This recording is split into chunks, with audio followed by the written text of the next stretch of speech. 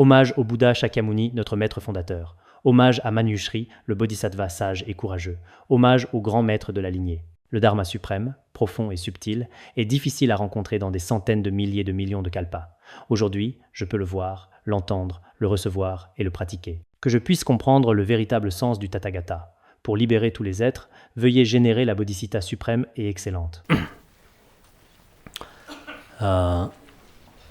Nous continuons maintenant notre étude du Gondro du Dzogchen, la section traitant de « Tout est de la nature du karma ».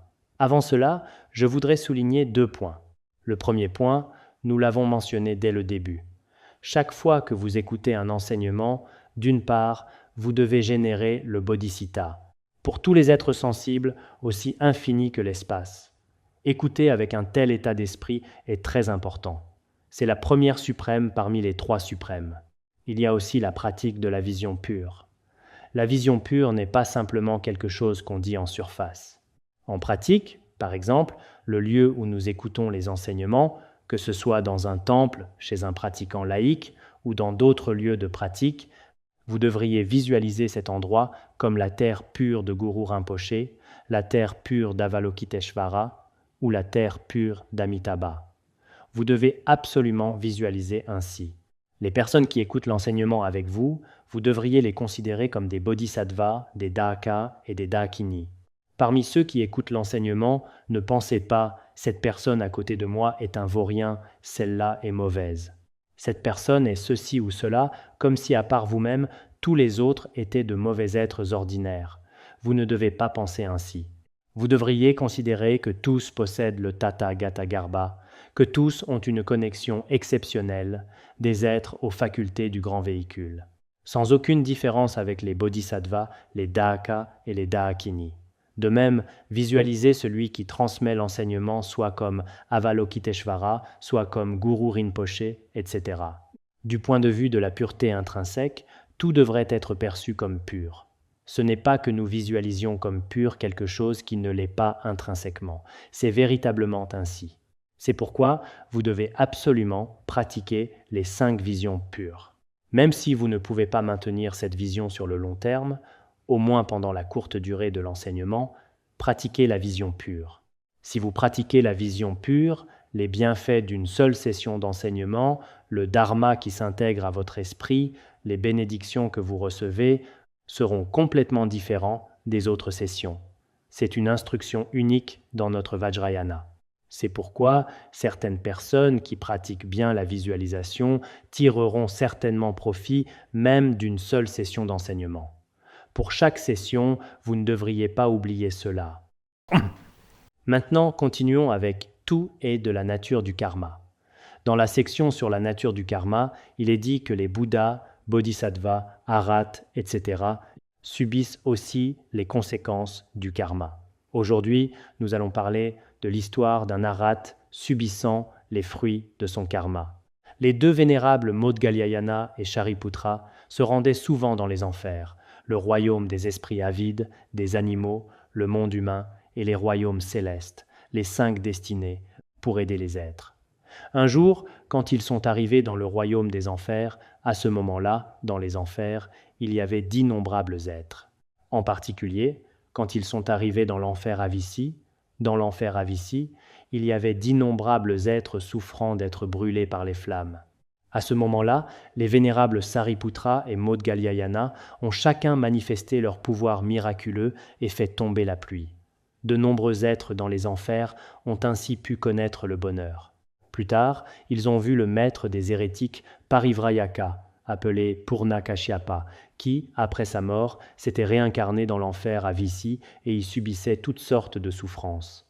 Les principales souffrances qu'il subissait étaient, d'une part, son corps brûlait dans les flammes, d'autre part, sa langue était particulièrement longue, et sur cette langue, 500 charrues de fer la labouraient, faisant couler le sang, une souffrance extrême. De plus, une pluie de sable brûlant tombait constamment sur lui. Il y avait aussi des grains de fer, des épées, une pluie d'armes tombant sur lui, une souffrance extrême. Purnakashyapa est aussi appelé Purana. Il semble que dans les anciens textes chinois, il était traduit par Purana. Purana a dit au vénérable Modgalyayana et Shariputra, « Quand vous deux vénérables retournerez dans le Jambudvipa du monde humain, veuillez absolument transmettre mes paroles à mes disciples. Dites-leur que votre maître Purna-Kashyapa s'est réincarné dans les enfers. De plus, chaque jour, sa langue est labourée par des charrues de fer. Sur son corps aussi tombe une pluie d'armes diverses, une souffrance extrême. Vous devriez leur dire que les hérétiques parivrajaka n'ont pas la vertu des renonçants. La vertu des renonçants n'existe que dans le bouddhisme. Votre école est erronée. Par conséquent, vous devriez abandonner votre école et suivre les disciples du Bouddha Shakyamuni. En particulier, après avoir fait un stupa avec les cendres de votre maître, vous y faites souvent des offrandes. Mais chaque fois que vous faites des offrandes, une pluie de fer brûlant tombe sur son corps.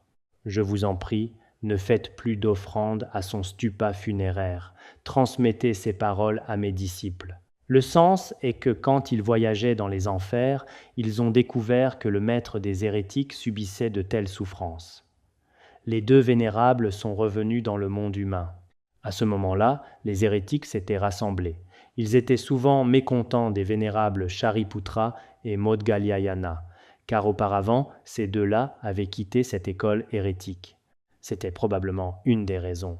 De plus, leur qualité et le pouvoir de leur pratique attiraient beaucoup de gens. C'est pourquoi les hérétiques étaient particulièrement mécontents et voulaient les battre. À ce moment-là, ils discutaient entre eux disant « S'ils ont une bonne attitude, nous ne les battrons pas. Mais s'ils ont une mauvaise attitude, cette fois nous les battrons jusqu'à ce qu'ils soient couverts de blessures. » Plus tard, quand les deux vénérables sont revenus, d'abord Sariputra est allé transmettre les paroles de Purna-Kashyapa, mais parce qu'ils n'avaient pas de lien karmique des vies passées, les disciples hérétiques n'ont pas compris. À ce moment-là, il leur a bien dit « Votre maître est dans les enfers, subissant telle et telle souffrance, le message qu'il vous transmet. » Il l'a dit sous forme de vers. Les hérétiques n'ont pas la vertu des renonçants. Les renonçants n'existent que dans l'enseignement intérieur. Abandonnez notre enseignement erroné et entrez absolument dans l'enseignement du Bhagavan. Il leur a dit ces paroles. Mais eux, au contraire, ont entendu comme si Shariputra faisait l'éloge de leur enseignement. Ils ont compris le contraire. C'est pourquoi parfois les connexions karmiques entre les gens, les disputes, les bagarres, tout cela est vraiment dû à de nombreuses différences dans la communication. Pourtant, Shariputra leur avait fidèlement transmis les paroles de leur maître, mais eux, au contraire, ont écouté avec plaisir et avaient une bonne opinion de Shariputra. Ils pensaient « Oh, ce Shariputra est bien. Regardez, il fait l'éloge de notre enseignement. » Alors ils ne l'ont pas battu. C'était bon. Plus tard, Modgalyayana a demandé à Shariputra « Avez-vous transmis le message de Purna-Kashyapa à ses disciples ?» Shariputra a répondu « Je l'ai dit, mais ils n'ont rien dit en retour. En apparence, ils avaient l'air contents. Ils ont dû comprendre, ou quelque chose comme ça. » Mais plus tard, Modgalyayana a pensé « Peut-être qu'ils n'ont pas entendu, ou pour une autre raison. J'irai leur dire moi-même. » Alors, Modgalyayana est allé tout leur expliquer. Modgalyayana s'est rendu là où se trouvaient les disciples des hérétiques parivrayaka. Puis il leur a fidèlement transmis le message de Purna-Kashyapa. À ce moment-là, les disciples hérétiques ont d'abord entendu qu'ils disaient d'abord en quoi leur enseignement était erroné, en quoi il n'était pas raisonnable.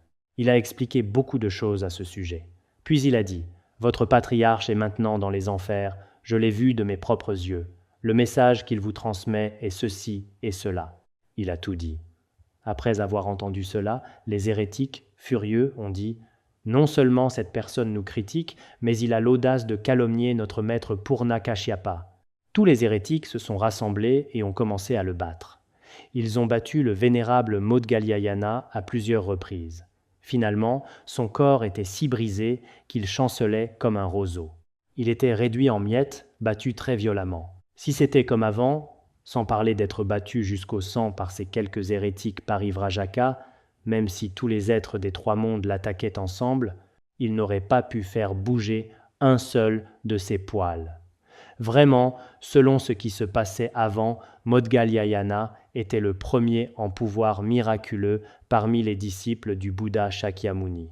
D'une seule manifestation miraculeuse, il peut en un instant faire trembler tout le trichiliocosme. Alors quelques hérétiques n'auraient absolument pas pu le faire tomber. Quand il le battait, c'était pitoyable, il n'a même pas bougé. À ce moment-là, à cause du karma du passé, il ne pouvait même pas penser à se transformer, sans parler de manifester ses grands pouvoirs miraculeux. À ce moment-là, il était exactement comme un être ordinaire. Le vénérable était exactement comme un être ordinaire quelconque. Il semble qu'à ce moment-là, il a été battu très violemment. Quand le roi Ajatashatru a entendu cette nouvelle, il était particulièrement mécontent. Il a emmené ses ministres et toute sa suite pour aller là-bas. Voyant à quel point le vénérable avait été sévèrement battu, il voulait brûler tous ces hérétiques parivrayaka. C'est ce que le roi a dit à ce moment-là. Quand il a dit cela, le vénérable a dit « Ne les brûlez pas, c'est mon propre karma du passé ». Puis le roi a dit « Si vous ne m'autorisez pas à tous les brûler, alors je les expulserai tous du royaume, qu'ils quittent tous mon pays, qu'ils ne restent plus. » Le vénérable a également dit « Ce n'est pas nécessaire non plus, c'est la conséquence de mes propres actes. » Il a utilisé le vers que nous citons souvent.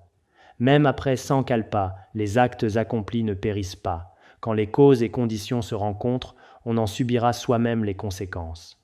C'est ce vers qu'il a récité. Le Bouddha nous l'a enseigné.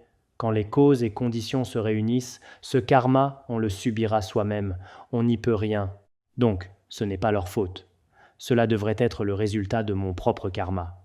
À ce moment-là, le roi a demandé que l'on convoque les médecins les plus habiles du royaume. Il a exigé que le corps du vénérable soit complètement rétabli dans les 7 jours. Sinon, je vous retirerai vos émoluments. Toutes vos activités futures seront interdites. À ce moment-là, les médecins étaient particulièrement inquiets, car les blessures du vénérable Modgalyayana étaient particulièrement graves. Shariputra était également très attristé, car au début, ils avaient étudié ensemble les enseignements hérétiques. Plus tard, ils se sont fait moines ensemble et ont reçu ensemble le nectar des enseignements. Plus tard, ils ont tous deux obtenu le fruit d'Arat. Maintenant, son bon ami avait été ainsi brisé. Il était très peiné dans son cœur. À ce moment-là, le moine Ashvajit est également venu lui rendre visite. Mais le moine Ashvajit ne lui a donné que des enseignements. Ce n'est pas comme certains d'entre nous quand un camarade est malade ou s'est battu, quand on va le voir, on apporte un bouquet de fleurs à l'hôpital. En fait, apporter des fleurs signifie une bienvenue chaleureuse. Il souffre, il est malade, mais on est content. Mais à ce moment-là, le moine Ashvajit n'a apporté ni fleurs ni argent pour le voir. Il lui a récité 2 vers, semble-t-il. Le premier vers était « Ni dans les montagnes, ni dans la mer, il n'y a d'endroit ni même dans le ciel où l'on puisse échapper au karma passé. Que ce soit dans les montagnes, la mer, n'importe quel endroit, même dans le ciel, il n'y a pas d'endroit pour échapper au karma dans le monde entier. Comme nous l'avons dit dans l'histoire du Bhagavan, que vous alliez au ciel des 33, dans la mer ou dans le ciel, quand votre karma mûrit, vous ne pouvez pas vous enfuir. » Il a dit « Comme l'ombre suit la personne, il n'y a pas de lieu où se réfugier. Les karmas vertueux et non vertueux ne périssent pas, c'est ce qu'a dit le suprême vénéré. Il a dit que le karma d'une personne est comme l'ombre qui la suit. Cette ombre ne peut pas rester ailleurs. De même, les karmas vertueux et non vertueux accomplis dans les vies passées, dans cette vie on les subira certainement. Ce point, c'est la parole de diamant de notre grand maître, le Bouddha Shakyamuni, qui dit la vérité. Ainsi, le vénérable Ashvajit lui a récité 2 vers, puis est parti. À l'avenir, quand nos amis Vajra, des personnes ayant atteint une certaine réalisation, vont à l'hôpital ou rendre visite à un malade, ils peuvent leur réciter 2 vers et partir. C'est suffisant. C'est une façon de faire des disciples du Bouddha Shakyamuni. Après son départ, Shariputra a enveloppé le corps de Modgalyayana avec 7 robes monastiques, puis l'a porté jusqu'au jardin de Jeta, disant tristement « Je ne veux pas entendre la nouvelle de la mort de mon bon ami Modgalyayana encore moins la voir de mes propres yeux. Il ne le supportait pas. En effet, leur relation était très bonne. Il ne pouvait pas le supporter. Plus tard, il semble qu'il soit allé voir le Bhagavan. Non, ce n'est pas ça, à ce moment-là, les médecins. Je ne me souviens pas très clairement de cette histoire. À ce moment-là, les médecins ont essayé de trouver des solutions pendant 7 jours. Plus tard, les médecins ont supplié le vénérable Maudgalyayana, « Vous ne devez absolument pas mourir. Sinon, le roi a dit que nous n'aurons plus d'émoluments. Nous n'aurons plus d'avenir ni de carrière dans aucun domaine. » Maudgalyayana leur a promis. Puis son corps de transformation est allé partout, mendier dans la ville, y compris au palais. Le roi était content, les médecins aussi étaient contents. Il avait effectivement complètement récupéré. Plus tard, quand Shariputra a observé la situation, en réalité ce n'était pas le cas. Le vénérable Maudgalyayana voulait quand même partir, puis il ne pouvait vraiment pas le supporter. Le vénérable Shariputra est allé voir le Bouddha. Après être allé voir le Bouddha, il a dit « Il semble que le vénérable Maudgalyayana ne restera pas dans ce monde. S'il ne reste pas, je voudrais entrer en nirvana avant lui. » Le Bouddha lui a dit à plusieurs reprises de ne pas entrer en nirvana, mais cela n'a pas semblé avoir d'effet. Plus tard, le Bouddha a également dit « Tous les phénomènes composés sont impermanents. Naissance et mort s'apaisent dans l'extinction. Laissons les choses suivre leur cours. Si vous voulez vraiment mourir, alors mourrez. » À ce moment-là, le vénérable Shariputra, comme le raconte l'histoire du bouddhisme, avec 80 000 aras, est entré en nirvana en premier. Ensuite, le vénérable Maudgalyayana aussi s'est rendu dans son pays natal pour enseigner le dharma aux gens. Plus tard, selon certains récits historiques,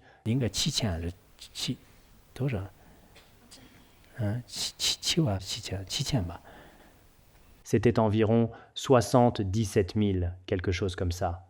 Dans l'histoire du bouddhisme, lors du premier concile, cela est mentionné. Plus tard, il est entré en nirvana. Quel était le fruit karmique de cela ? C'est dans les sutras. En fait, cette histoire vient du « Affaires diverses du Vinaya des Mulasarvastivadins » où se trouve cette histoire. Ce n'est pas seulement une tradition du bouddhisme tibétain, c'est aussi dans le Vinaya Kshudraka en chinois. À ce moment-là, les disciples ont demandé au Bouddha « Quelle en est la raison ?» Vous voyez, le vénérable Maudgalyayana a été réduit en miettes par les hérétiques et a finalement manifesté le passage en nirvana. Quelle en est la raison ? Plus tard, le Bouddha a dit « Autrefois, un fils de Brahman a épousé une femme. Cette femme et sa belle-mère avaient de très mauvaises relations. Ce fils aimait particulièrement sa femme. Plus tard, les deux, ce fils était aussi particulièrement mécontent de sa mère. Une fois, dans son cœur, il a pensé vouloir la battre jusqu'à ce qu'elle soit comme un roseau. Il pensait cela dans son cœur et l'insultait aussi de sa bouche. Il a dit « Il vaudrait mieux que cette personne comme toi, que quelqu'un de capable, de puissant, te batte jusqu'à ce que tu sois comme un roseau, ce serait bien. » Il l'a insulté ainsi. À cause de ce fruit karmique, pendant 500 vies, en effet, il a été détruit et brisé par d'autres personnes. Finalement, même après être devenu l'Arat le premier en pouvoir miraculeux, il a encore dû subir ce fruit karmique. C'est pourquoi je pense que tous ceux qui sont présents ici devraient savoir que c'est un objet extrêmement grave envers vos propres parents, sans parler de vraiment lever la main pour les frapper, même si vous avez des pensées malveillantes dans votre cœur ou les insulter de votre bouche. À l'avenir, vous subirez un fruit karmique aussi terrible. Certains textes disent que dans la vie passée de Maudgalyayana, ce fils de Brahman a dit ces paroles malveillantes à son père. À cause de ces pensées malveillantes dans son cœur, il a subi ce fruit karmique. Il y a aussi cette version. Certains traités disent que le Brahman, dans la vie passée de Maudgalyayana, a eu ces pensées malveillantes envers ses deux parents. Il y a aussi cette version. Mais j'ai vu que dans le sutra, le Vinaya Kshudraka, ce sutra dit que c'était envers sa mère. C'était le fruit karmique de ses pensées malveillantes et paroles malveillantes envers sa mère. De plus, quand le roi du Dharma, Jigme Phuntsok, racontait cette histoire, il disait souvent que c'était le fruit mûri de son manque de respect envers sa mère. C'est pourquoi tous ceux qui sont présents ici, à travers cette histoire, devrait faire attention. Pourquoi? Dans notre vie, sans parler de nombreuses vies, même dans cette vie-ci, peut-être envers notre mère, envers nos parents, qui sont des objets extrêmement graves, nous avons eu de telles pensées malveillantes. J'ai même entendu dire que certaines personnes battent très violemment leurs parents. Il y a aussi de tels cas. Si c'est vraiment le cas, alors ce fruit karmique, quand pourra-t-on le purifier par la confession? C'est pourquoi maintenant, si l'on n'a pas vraiment confessé du fond du cœur, c'est vraiment effrayant. Si vous n'y croyez pas, c'est une autre affaire. Mais si vous croyez en cette relation de cause à effet, en effet, certains êtres ordinaires, parce que nous ne connaissons pas la relation de cause à effet, subissent beaucoup de souffrances eux-mêmes. Il semble que dans le sutra du recueil essentiel des dharmas, il soit dit « Les êtres insensés n'ont pas de vue juste, ils ne comprennent pas les caractéristiques des fautes et des mérites. Ils circulent dans les trois mondes et la souffrance est leur seul lot. » Cela signifie que nous, êtres ordinaires, parce que nous n'avons pas de vue juste, nous ne comprenons absolument pas ce qui est faute et ce qui est mérite. La vraie nature des fautes et des mérites, il ne peut pas la comprendre. Parce qu'il ne comprend pas, dans le samsara des trois mondes, il continue sans cesse, cycliquement, à subir toutes sortes de souffrances. La raison de la souffrance, c'est d'abord que nous ne comprenons pas ce qu'il faut adopter et abandonner concernant le karma. C'est pourquoi adopter et abandonner, selon le karma, est vraiment très important dans le bouddhisme. Pourquoi disons-nous souvent ? Ce n'est pas important de pratiquer d'abord des enseignements élevés, ce qui est important, c'est d'établir de bonnes fondations. Car si vous établissez vraiment bien les fondations des préliminaires, pour ceux qui étudient ces vérités des préliminaires, même après 10 ou 8 ans, voire 20 ou 30 ans, votre pratique sera de plus en plus stable et vous aurez de plus en plus de réalisations. Si nous n'établissons pas bien ces fondations, en surface, pendant un jour ou deux, pratiquer telle instruction, pratiquer tel enseignement élevé, même débattre tous les jours, comme si l'intelligence était assez bonne, mais à la longue, il n'y a pas de véritable réalisation dans le cœur. La raison en est qu'il faut établir ces bonnes fondations des préliminaires. En particulier, une vue de grande confiance dans le karma. C'est très important. C'est pourquoi tous ceux qui sont présents ici, concernant cette histoire, devraient y réfléchir encore et encore. En surface, cela semble être une histoire ancienne. Mais si vous êtes quelqu'un qui croit vraiment au karma, envers vos parents, envers votre maître, envers tous les membres de la Sangha, quel que soit ce que vous faites, si vous faites de bonnes actions, si vous accumulez des mérites, il y a le même bénéfice. Si au contraire, envers vos propres parents biologiques, vous avez beaucoup de manque de respect, de manque de piété filiale, de calomnie, ou même si vous leur faites du mal, alors ce fruit karmique, l'avez-vous confessé? Si vous ne l'avez pas confessé, le subirez-vous? Vous devriez y réfléchir encore et encore vous-même. Il y a une autre histoire. Autrefois, dans la région du Cachemire, il y avait un moine doté de pouvoirs miraculeux. Son nom était Rivadé. Il avait aussi pas mal de disciples sous sa direction.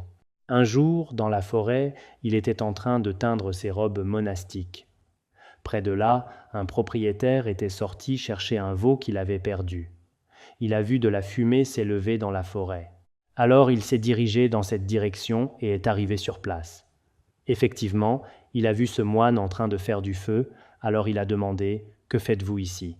À ce moment-là, le vénérable Rivadé a dit « Je suis en train de teindre mes robes monastiques. » Le propriétaire a ouvert le couvercle de la marmite de teinture pour regarder et a découvert qu'à l'intérieur ce n'était pas du tout des robes en train d'être teintes, mais de la viande de veau qui cuisait. À ce moment-là, le moine était aussi très étonné. De quoi était-il étonné? À l'origine, il était véritablement en train de teindre ses robes. Mais, nous disons souvent, à l'origine, je n'ai pas volé, je n'ai rien fait. Mais mon karma s'est manifesté, je n'y peux rien, je n'ai qu'à l'accepter. Vraiment, je n'y peux rien, alors je vais juste faire avec. Mon karma s'est manifesté, je ne blâme que moi-même, je n'aurais pas dû créer ce karma avant, je me déteste moi-même, disent certaines personnes. C'est pourquoi, à ce moment-là, ce vieux moine n'y pouvait vraiment rien.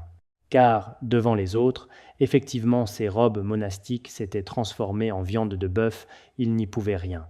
Plus tard, le propriétaire l'a bousculé et l'a emmené devant le roi. Puis il a rapporté « Ce moine a volé ma vache, je demande au roi de le punir. » Le roi, sans enquêter sur la vérité de l'affaire, les circonstances, a jeté le moine en prison. Quelques jours plus tard, la vache du propriétaire a elle-même retrouvé son veau. Alors le propriétaire a vraiment regretté et s'est précipité devant le roi pour rapporter « Ce moine n'a absolument pas volé mon veau. Le roi devrait le libérer. » Il était déjà allé le dire au roi à ce moment-là, mais le roi, parce qu'il était très occupé par les affaires, pendant 6 mois, n'a absolument pas libéré ce moine. Plus tard, les nombreux disciples du moine, qui avaient obtenu des pouvoirs miraculeux, sont venus en volant dans le ciel et sont arrivés devant le roi pour lui dire « Ce moine est notre maître. C'est quelqu'un de droit et honnête, un homme vertueux. Il est innocent, il n'a commis aucune faute. Vous devez absolument le libérer. Pourquoi dans votre pays un moine aussi bon que le nôtre est-il emprisonné, etc. » Ils ont demandé au roi de le libérer.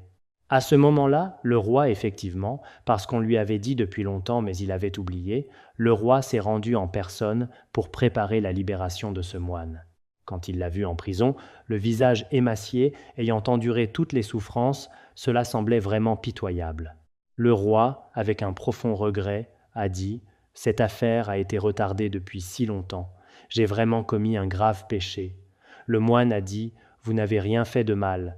C'est moi-même qui subis les conséquences de mes propres actes. » Le roi a demandé « Qu'avez-vous donc fait? Si c'est le résultat de vos propres actes, est-ce un karma créé dans le passé ou un karma créé dans cette vie? Quel karma avez-vous créé? » Alors le moine a commencé à raconter. Il a lui-même parlé des événements passés. Il a dit « Dans le passé, quand j'étais un voleur, j'avais volé un veau. Le propriétaire m'a poursuivi sans relâche. Arrivé dans la forêt, dans ma panique, j'ai jeté le veau devant un Pratyeka Bouddha qui était en méditation. Puis je me suis enfui, j'ai filé en douce. Pourtant, cela a causé à ce Pratyeka Bouddha le malheur d'être arrêté et emprisonné pendant 6 jours. C'est à cause du fruit mûri de cet acte négatif que j'ai subi des souffrances dans les destinées malheureuses pendant de nombreuses vies. Dans cette vie aussi, j'ai subi ce genre de souffrances. Cependant, c'est le dernier fruit mûri. À ce moment-là, le moine lui-même a reconnu cela. C'était vraiment quelqu'un de remarquable. Puis il s'est souvenu de sa vie passée et a raconté cette histoire. J'ai vu dans le Sutra de la collection variée des trésors chinois, j'ai lu cette histoire.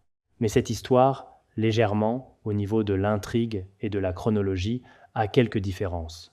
L'intrigue générale a aussi des points communs avec cette histoire. Comment est-ce raconté dedans? Autrefois, il y avait un arhat appelé Revata. Sous sa direction, il avait 500 disciples, tous ayant atteint le fruit de saint. Un jour, c'était fondamentalement pareil qu'ici.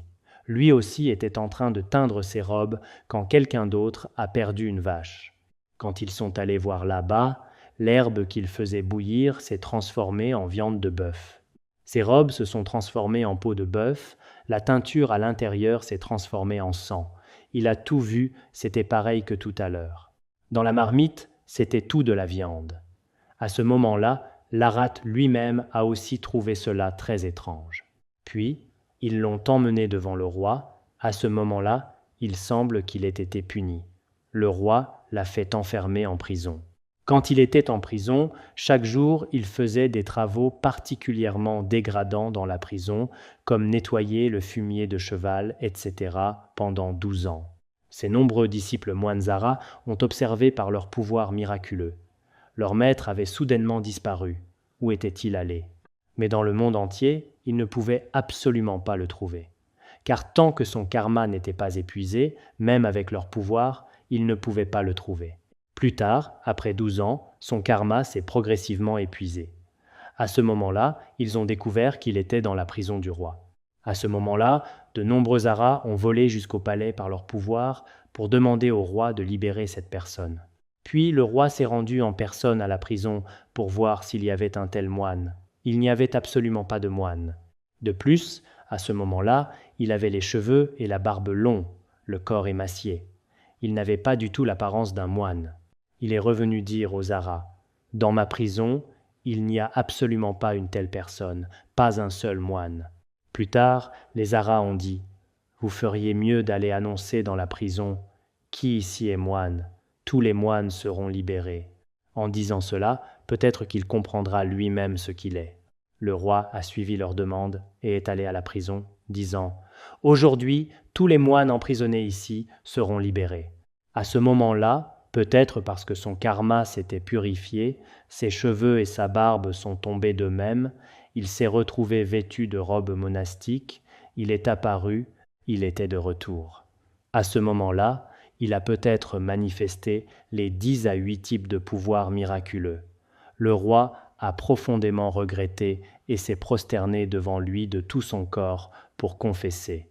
À ce moment-là, il a dit « Roi, vous n'avez rien fait de mal, c'est simplement mon propre karma qui s'est manifesté. » Son karma, il l'a aussi expliqué « Autrefois, j'avais une vache dans la montagne. » À ce moment-là, il semble qu'il avait perdu sa vache.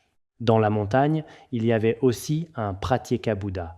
Puis ce péché a fait que ce Pratyeka-Bouddha a souffert pendant 1 jour et 1 nuit. À cause de cet acte négatif, j'ai aussi subi des fruits innombrables dans les destinées malheureuses. Cette fois, même après avoir obtenu le fruit d'Arat, j'ai encore subi ce fruit karmique. C'est pourquoi je pense que beaucoup d'entre nous ici doivent vraiment faire attention. Pourquoi l'auteur raconte-t-il ici de nombreuses histoires d'êtres réalisés? Pour nous êtres ordinaires, inutile d'en parler. Pour les êtres réalisés, dans ce monde, les arhats, bodhisattvas, bouddhas, ce sont les plus suprêmes, les plus grands. Quoi qu'il en soit, dans l'apparence, ils subissent les fruits karmiques. Certains disent que l'apparence n'est pas nécessairement réelle, mais le samsara aussi n'est qu'apparence. Si nous n'avons pas mangé, la faim aussi est une apparence. Si aujourd'hui je rencontre la souffrance, c'est aussi une apparence. Face à de telles apparences, le karma est effectivement infaillible. C'est pourquoi certains disent souvent « Oh, tout est vacuité, ce n'est rien ». Ce genre de personne est vraiment terrible. Bien que tous les phénomènes soient vacuités, pour nous, nous n'avons certainement pas les réalisations des arhats shravaka comme Maudgalyayana ou Shariputra. Dans ce cas, serons-nous gouvernés par le karma? Certainement oui. Quand nous allons souvent dans certaines villes, certains bouddhistes envers les maîtres, souvent avec un ton très respectueux et louangeur, disent « Oh maître, ce n'est rien !» Si vous créez un peu de karma, ce n'est certainement rien. Si vous mangez de la viande, c'est certainement bénéfique pour les êtres. Si vous tuez des êtres, c'est certainement pour les libérer. Je crois en vous. Mais votre croyance et les mauvaises actions du maître ne sont pas nécessairement vraiment au-delà du samsara. C'est pourquoi nous devons vraiment faire attention à ce qu'il faut adopter et abandonner concernant le karma. Si vous n'êtes pas vous-même un être accompli, si vous tuez, mangez de la viande, buvez de l'alcool, fumez n'importe comment, si vous commettez le meurtre, le vol, l'inconduite sexuelle, le mensonge, tous les méfaits, alors ce karma, vous n'avez qu'à en subir vous-même les conséquences. À part cela, il n'y a vraiment pas d'autre solution. Mais les gens insensés n'ont pas peur, tandis que les sages ont très peur. C'est là la différence entre les sages et les insensés. Les sutras disent aussi « L'insensé se plaît à commettre des fautes, le sage a toujours peur dans son cœur. » L'insensé se plaît à commettre des fautes, c'est dire qu'il aime commettre des fautes. Le sage a toujours peur dans son cœur, le cœur du sage a toujours peur, car il possède cette sagesse juste et voit le péril des actes négatifs. Qu'est-ce que cela signifie? Le sage a toujours peur. Pourquoi a-t-il peur? Il possède cette sagesse de la vue juste du karma. Parce qu'il a cette sagesse de la vue juste du karma, il peut complètement voir le danger final de tous les actes négatifs. Par exemple, les gens qui ont étudié, qui ont une certaine sagesse, pensent qu'il vaut mieux ne pas être corrompu, ne pas enfreindre la loi. Si vous enfreignez la loi, plus tard en prison, le fruit karmique mûrira. C'est encore assez effrayant. C'est ainsi. C'est pourquoi dans notre monde, effectivement, croire au karma est très important. Mais dans ce monde, combien d'êtres ignorants y a-t-il? D'abord, ils ne savent absolument pas que créer des actes négatifs entraînera des fruits karmiques. Certains, bien qu'ils le sachent, ce point de vue ne semble pas non plus profond. Certains, bien qu'ils le sachent en surface, commettent sciemment des fautes, ce genre de personne est aussi très nombreux. Ceci est une histoire d'un être réalisé. Maintenant, parlons aussi de l'histoire d'un bodhisattva subissant les fruits de son karma. Le roi Pramuditakarya d'Inde avait un prince héritier nommé Balavat. Ce prince Balavat était en fait une émanation du roi des Maras. Autrefois, le bodhisattva Nagarjuna du palais des Nagas et d'autres mondes avait ramené de nombreux enseignements de la Prajnaparamita et propageait largement le Mahayana dans le monde. Le roi des Maras Papillas était particulièrement mécontent. Plus tard, il a essayé par tous les moyens de se transformer en prince Balavat pour lui nuire. C'était son intention initiale. Ce prince héritier Balavat, un jour, sa mère, la reine, lui a offert un vêtement sans couture en brocart de 5 couleurs, exquis et raffiné, un vêtement vraiment magnifique. Le prince a dit « Je ne le porte pas maintenant. J'attendrai d'hériter du trône pour le porter. Ce ne sera pas trop tard. » Il voulait le porter quand il obtiendrait le trône. Sa mère lui a dit « Tu n'auras probablement pas l'occasion d'obtenir le trône.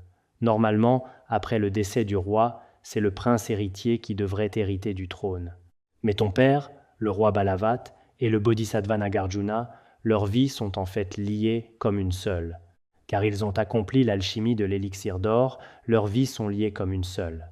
C'est pourquoi, tant que le bodhisattva Nagarjuna n'est pas entré en nirvana, ton père ne quittera pas non plus ce monde. Or, le bodhisattva Nagarjuna a déjà obtenu la maîtrise de sa durée de vie.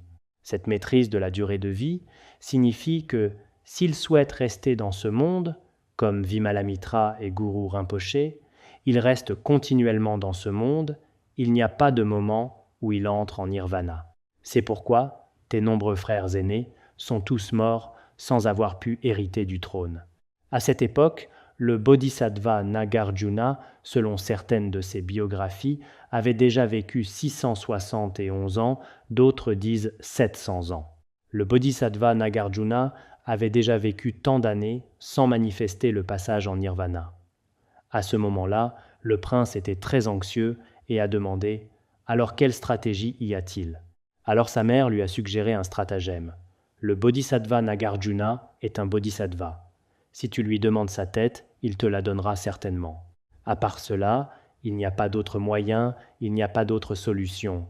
Il est très probable que si tu vas lui demander, il te la donnera. Alors le prince est venu devant le bodhisattva Nagarjuna pour demander sa tête. Le bodhisattva Nagarjuna a aussi accepté de bon cœur. Il s'est alors dit en lui-même « Selon les biographies merveilleuses du Bouddha Shakyamuni au stade causal, il avait donné d'innombrables fois sa tête, ses yeux et sa moelle à des êtres. Cette fois, quelqu'un vient me demander ma tête, je devrais donc la donner. » Plus tard, il a répondu sans hésitation « Coupe-la toi-même. » Alors le prince Balavat a brandi son épée avec force. Mais quoi qu'il fasse, c'était comme s'il brandissait l'épée dans le vide. Il ne pouvait absolument pas couper la tête du bodhisattva. À ce moment-là, le bodhisattva Nagarjuna lui a dit « Il y a 500 vies, j'ai complètement purifié le fruit mûri d'être coupé par des armes. C'est pourquoi, avec une arme, tu ne peux pas couper ma tête. Cependant, autrefois, quand je coupais de l'herbe kusha, j'avais aussi tué quelques insectes, j'avais coupé le corps de quelques insectes avec l'herbe kusha. Ce fruit mûri n'est pas encore complètement purifié. C'est pourquoi, avec de l'herbe kusha, tu peux couper ma tête. » À ce moment-là, le prince a cueilli de l'herbe kusha pour couper le cou du bodhisattva Nagarjuna. Sa tête est naturellement tombée, accompagnée de ces paroles. « Maintenant je renaîtrai dans la terre pure de Sukhavati. À l'avenir, je reviendrai aussi dans ce corps. Le bodhisattva Nagarjuna est entré dans l'extinction. » À ce moment-là, le bodhisattva Nagarjuna a manifesté le passage en nirvana. Après avoir manifesté le passage en nirvana, son corps, les Rakshasi, ont pris ceux. Quand le bodhisattva Nagarjuna a manifesté son entrée en nirvana après que sa tête ait été coupée, il n'a pas coulé de sang, mais un lait blanc a coulé. À ce moment-là, le prince, craignant que sa tête et son corps ne se réunissent à nouveau, a emporté la tête très loin. Le vénérable Taranatha de l'école Jonang, dans son livre sur les biographies des grands maîtres indiens, dit « Au début, la tête et le corps du bodhisattva Nagarjuna étaient séparés d'environ 4 yojanas.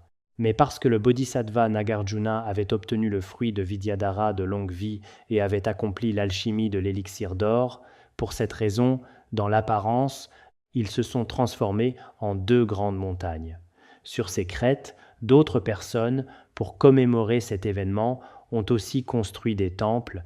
Plus tard, il est dit que ces 2 montagnes de la tête et du corps se rapprochent de plus en plus. Maintenant, elles sont séparées d'environ 1 crochat.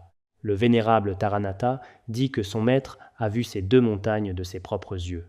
Autrefois, quand le roi du Dharma Jigme Phuntsok est allé en Inde, un jour, quand nous sommes passés par là, à ce moment-là, les Indiens là-bas et certains moines se sont arrêtés sur la route, puis, de très loin, à ce moment-là, dans le sud de l'Inde, à cet endroit, il y avait un très grand réservoir. De chaque côté du réservoir, 2 montagnes étaient pointées, on disait que c'était la tête et le corps du bodhisattva Nagarjuna.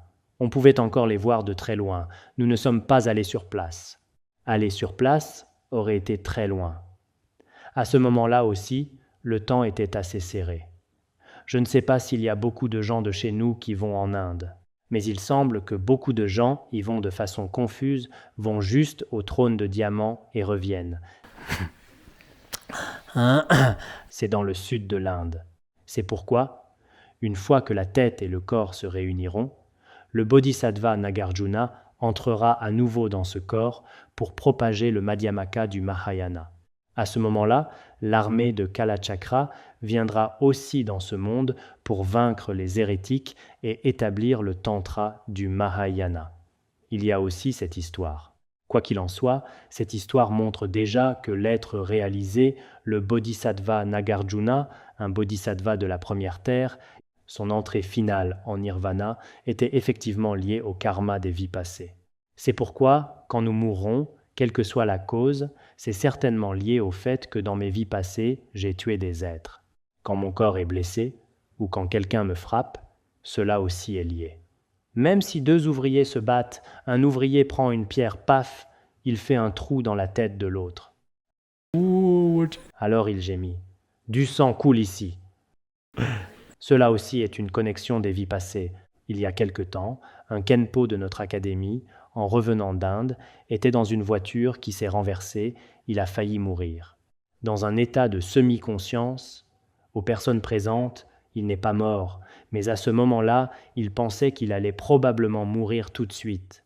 À ce moment-là, il a dit à plusieurs reprises « S'il vous plaît, n'allez pas chercher le chauffeur pour le punir. Si je meurs, cela n'a rien à voir avec lui. » Je pense que c'est ce qu'un vrai bouddhiste devrait faire. Sinon, les gens ordinaires penseraient « Ma mort est due au fait que c'est à cause de ta technique, de telle ou telle raison. » Ou bien « Tu m'as blessé aujourd'hui, la raison est que… » Surtout maintenant, dans certaines tribus arriérées, il y a toutes sortes de traditions. Même pour la moindre petite chose, tout est la source de ce péché, il te cherche des ennuis. Il y a de telles choses. En général, nous, pratiquants du Mahayana, effectivement, quand quelque chose de particulièrement désagréable nous arrive, en principe, il vaut mieux ne pas chercher à blâmer les autres. Même si quelqu'un vous coupe intentionnellement avec un couteau, ou vous frappe sur la tête, paf, avec un bâton, ou vous frappe, pia, pia, pia.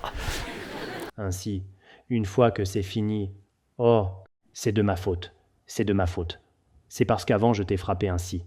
Ce n'est rien, merci. C'est véritablement une forme d'échange de soi et d'autrui concernant les vies passées. C'est une sorte de, que ce soit pour les êtres réalisés ou les êtres ordinaires, ces actes négatifs et positifs retournent toujours à soi-même. Ils ne s'épuisent pas. C'est pourquoi nous devons absolument avoir cette conception. Mais les gens du monde d'aujourd'hui ne sont pas du tout comme ça. Même quand l'autre n'a absolument rien fait de mal, quand c'est nous-mêmes qui avons fait des erreurs, nous voulons absolument rejeter la faute sur les autres et leur demander des comptes. Il y a aussi cela. C'est un comportement de quelqu'un qui ne comprend pas le karma. Dans le Sutra des rétributions karmiques du Bouddha, il est dit « Les actes que font les gens du monde, qu'ils soient bons ou mauvais, ces actes retournent au corps lui-même, ils ne périssent ni ne se dégradent jamais. » Il y a cette citation scripturaire. Cela signifie que les actes que font les gens du monde, qu'ils soient bons ou mauvais, finalement retournent toujours à soi-même. Du début à la fin, ils ne s'épuisent jamais, ils ne se dégradent jamais, que ce soit pour les êtres réalisés ou les êtres ordinaires. C'est pourquoi, quoi que nous fassions, finalement cela retombera sur nous-mêmes. À ce moment-là, quand vous devez subir les fruits karmiques, vous ne devriez pas penser que les autres ont tort, vous devriez savoir que c'est vous-même qui avez tort. Les histoires ci-dessus nous disent que même des êtres réalisés comme eux doivent encore subir les fruits mûris de la force karmique. À plus forte raison pour nous, qui depuis des temps sans commencement errons dans le samsara, des gens qui ont créé d'innombrables actes négatifs. De plus, nous continuons encore maintenant à accumuler des méfaits sans nous éveiller. On ne sait vraiment pas quand nous pourrons obtenir la libération du samsara. Même sortir des destinées malheureuses n'est probablement pas facile. C'est pourquoi maintenant, réfléchissons bien nous-mêmes. Si ces êtres réalisés subissent vraiment les fruits karmiques, combien de karma avons-nous créé dans ce long samsara? Le karma créé entraînera inévitablement des fruits à subir par nous-mêmes. Il n'y a rien à dire à ce sujet. Comme je l'ai mentionné à plusieurs reprises auparavant avec cet exemple, que ce soit une graine amère ou une graine sucrée, une fois la graine plantée, elle produira inévitablement son fruit. De même, si nous nuisons aux autres ou les aidons, ce fruit karmique apparaîtra certainement dans notre propre continuum. Cela devrait être dans le Sayukta Agama qu'il est dit. De même que si l'on plante une graine, on obtient un fruit correspondant à la graine. Si maintenant tu plantes une graine amère, plus tard, tu devras inévitablement en subir toi-même les conséquences. De même qu'une personne qui plante une graine obtiendra inévitablement son fruit. Pour donner une analogie, si l'on plante une graine amère ou une graine sucrée, son fruit mûrira certainement. Si son fruit ne mûrissait pas, alors personne dans notre monde ne cultiverait de récolte. De même, le bien et le mal, leur nature est la forme même du bonheur et de la souffrance. Ce point doit absolument être compris. Les gens du monde d'aujourd'hui sont trop ignorants. Ils ne savent absolument pas que créer des actes négatifs entraîne la souffrance. C'est vraiment une chose particulièrement regrettable. C'est pourquoi nous devons être prudents en tout temps et en tout lieu. Même pour les actes négatifs les plus minimes, nous devons faire tous les efforts pour les éliminer. Même pour la moindre petite chose, essayons de ne pas créer d'actes négatifs. D'abord, il faut comprendre ce qui est faute et ce qui est vertu.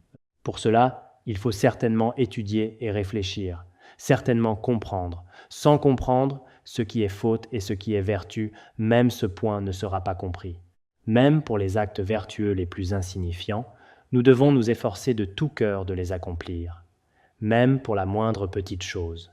Réciter une fois le mantra d'Avalokiteshvara ou tourner un moulin à prière pendant 3 minutes, ou si sur la route vous voyez un stupa, enlever votre chapeau, joindre les mains pour vous prosterner, faire une circumambulation, c'est bien aussi. Si vous avez le temps, contemplez un peu les qualités du Bouddha dans votre cœur. Les actes vertueux s'accumulent petit à petit. Ce n'est pas qu'en restant assis un jour ainsi, « Oh, je commence à m'éveiller », et que tous les autres actes vertueux n'ont pas besoin d'être accumulés. Ce n'est pas ainsi. Même les personnes riches, quand elles accumulent de l'argent, elles commencent aussi à l'accumuler petit à petit. Certaines personnes riches accordent encore plus d'importance aux petites sommes, y sont encore plus attachées. C'est pourquoi, en général, les personnes sans mérite ne se soucient pas du karma. Les personnes avec des mérites font particulièrement attention à ce qu'il faut adopter et abandonner selon le karma. Si nous ne commençons pas par les petites choses, alors à cause des actes négatifs de chaque instant, nous devrons rester dans les destinées malheureuses pendant plusieurs kalpas. C'est pourquoi, même pour les péchés les plus minimes, nous ne devons absolument pas penser « ce petit peu n'est pas important » et avoir une attitude de mépris indifférent. Nous pensons « un petit peu, ce n'est rien ». Je calomnie quelqu'un, ou je tue un être, ou je bois une bouteille d'alcool, ou je fume une cigarette. Ce n'est pas que tout cela n'a pas d'importance. On ne doit pas penser ainsi. Ceux qui comprennent vraiment le karma essaient autant que possible de s'abstenir des actes négatifs, même les plus minimes. Le bodhisattva Shantideva a dit lui-même « Créer un crime grave en un instant peut peut faire séjourner pendant des kalpas dans l'enfer à Vici. À plus forte raison, les péchés accumulés depuis des temps sans commencement nous font perdre les destinées heureuses. En un instant, avoir une vue erronée envers le Maître et les trois joyaux, ou tuer des êtres, ce genre de péché nous fait séjourner dans l'enfer à Vici pendant de nombreuses vies et de nombreux kalpas. À plus forte raison pour les péchés très graves que nous avons créés depuis des temps sans commencement, dans le Sutra de la sagesse et de la folie, il est aussi dit « Ne pensez pas que les péchés sont minimes et ne sous-estimez pas les fautes mineures en pensant qu'elles sont sans conséquence. Bien qu'une étincelle soit petite, elle peut brûler un tas d'herbe aussi grand qu'une montagne. C'est la même chose. Cela veut dire, ne pensez pas que les péchés sont très minimes et ne les méprisez pas. Pour donner une analogie, par exemple, une petite étincelle que vous jetez dans un tas d'herbe aussi grand qu'une montagne, alors tout s'embrase d'un coup. La source est juste un petit peu de feu. Résultat, toute la montagne s'embrase. Récemment, en Russie, il y a eu un grand incendie. On dit qu'il a brûlé 300 avions, n'est-ce pas? Combien? Voyons qui raconte le mieux les nouvelles.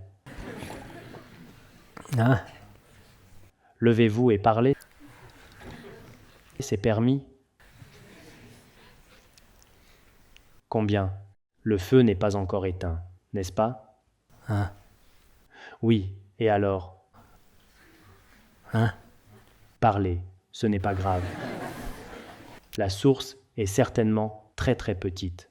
De même, les péchés que nous créons semblent petits en surface, mais en réalité, ils nous apportent une souffrance incommensurable. Beaucoup d'amis du Dharma parmi nous ici doivent vraiment faire attention au karma vertueux et non vertueux, car depuis des temps sans commencement, nos afflictions sont probablement profondes, notre propre esprit à l'obscurité de l'ignorance. Parfois, nous créons des péchés parce que nous ne comprenons pas le karma. Parfois, même si nous comprenons, notre force karmique est trop profonde, nous n'y pouvons vraiment rien, nous ne pouvons pas nous retenir. Il y a aussi de tels actes négatifs. Quoi qu'il en soit, nous devons d'abord savoir que créer des péchés est vraiment une mauvaise chose. Alors, nous ferons de notre mieux pour adopter et abandonner. Si vraiment nous ne pouvons pas adopter et abandonner, vous ne devez pas penser « Oh, maintenant tout est fini ». Alors continuons à créer des péchés. Vous ne devez pas penser ainsi. Même si certains péchés ont déjà été commis, confessez-vous encore et encore devant le Maître et les trois joyaux, récitez encore et encore des mantras. En général, le sage, effectivement, au début, ne commet pas de péché. Même s'il en a commis, il trouve un moyen d'arracher cette racine du péché. Puis, il ne laisse pas son propre continuum être souillé. C'est pourquoi je pense que cette vue juste du karma est très importante pour nous. En particulier, le point que tout est de la nature du karma est très important. Beaucoup d'entre nous disent souvent maintenant « c'est mon fruit karmique ». C'est mon karma de vie passée qui se manifeste. Cette façon de parler est vraiment juste. Beaucoup de choses dans notre vie sont liées au karma des vies passées. Parfois, ce qui nous arrive à nous-mêmes, beaucoup de choses sont particulièrement étranges. Cela montre qu'il y a un lien karmique avec les vies passées. Parfois, les relations entre les personnes, que ce soit le bonheur ou la souffrance, sont aussi très mystérieuses. Cela aussi est lié aux vies passées. En résumé, notre monde est un monde de karma. Et à l'avenir aussi, selon le karma que nous créons maintenant, nous devrons continuer à vivre. J'ai entendu un grand maître qui, en enseignant le dharma, a dit « Notre vie présente est très brève, les vies futures sont très longues.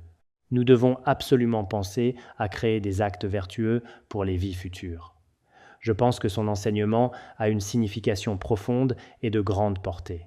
C'est pourquoi j'espère que chacun s'examinera lui-même très attentivement. Observez combien d'années vous êtes dans ce monde depuis votre arrivée. Dans ce monde, concernant le karma, l'ai-je pris au sérieux ou l'ai-je négligé? Comment vais-je marcher sur mon chemin à l'avenir? Vous devriez vous donner une réponse à vous-même. Bien, nous nous arrêtons ici pour aujourd'hui.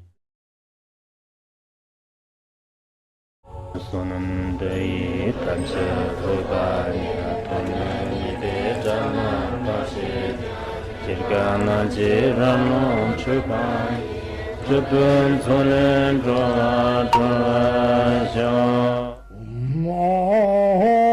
Bandangara Badma Sadarda Bandangara Badma Sada Bandangara Badma Sadarda